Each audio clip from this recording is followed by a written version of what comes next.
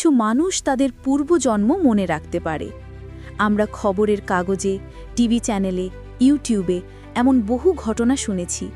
ছোট্ট ৫-৭ বছরের বাচ্চা হঠাৎ নিজের আগের জন্মের বাড়ি চিনে ফেলে, বউ সন্তানকে চিনে ফেলে, মৃত্যুর ঘটনাও মনে করিয়ে দেয়। কিন্তু প্রশ্ন হলো, সবার কি পূর্বজন্ম মনে থাকে? না, এটা খুবই দুর্লভ ঘটনা।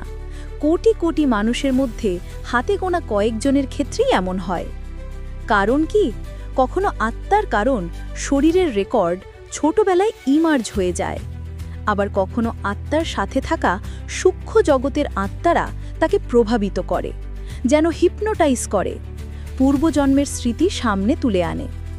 আসলে আত্মার প্রকৃত শক্তি এমন নয় যে নিজে থেকেই সব মনে পড়ে যাবে, বরং অনেক সময় অন্য আত্মারা তাকে দিয়ে কথা বলায়, যাতে মানুষ পুনর্জন্মে বিশ্বাস করে। এ এক রহস্যময় সত্য, যা কোটি মানুষের জীবনকে প্রশ্নের মুখে ফেলে দেয়।